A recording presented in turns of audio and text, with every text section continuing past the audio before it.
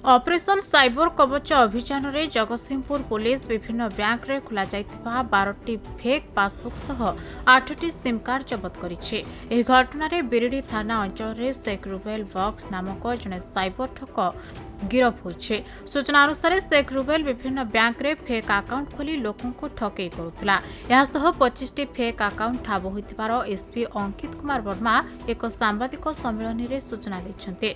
जिल्ला रे मोट 619टी संदिग्ध बैंक अकाउंट मध्यरु 305टी जांच करा जाइछे।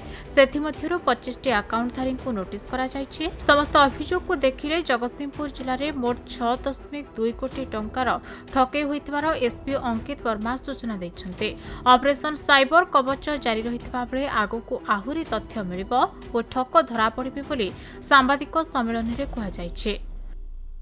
आज आमर बिरडी थाना रे 24 तारिख रे गोटे केस हेची साइबर फ्रॉड उपरे केस नंबर 46 और सेटा अंडर सेक्शन 318 317 61 और 35 बीएनएस रे आमे केस करिछु। तो आपण माने जानिथिबे हमर राज्य सारा डीजीपी सारन को निर्देश क्रमे गोटे 13 तारिख रु साइबर फ्रॉड रिलेटेड जो घटना गुडा को होउची ताकू केमती आमे ठाप करिवु से रिलेटेड गोटे अभियान ऑल ओवर ओडिशा आम स्टार्ट हेची।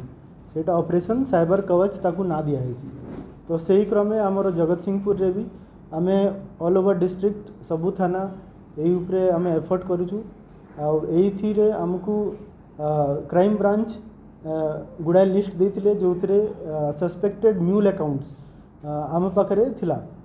तो सही म्यूल अकाउंट्स आमे सबु थाना को आमे पठेइथिलु तांको जुरिसडिक्शन रे जो सस्पेक्टेड म्यूल अकाउंट्स अछि से माने वेरीफाई करिबा पय। जगतसिंहपुर उमाकांत पात्रों को रिपोर्ट खबर ओडिशा।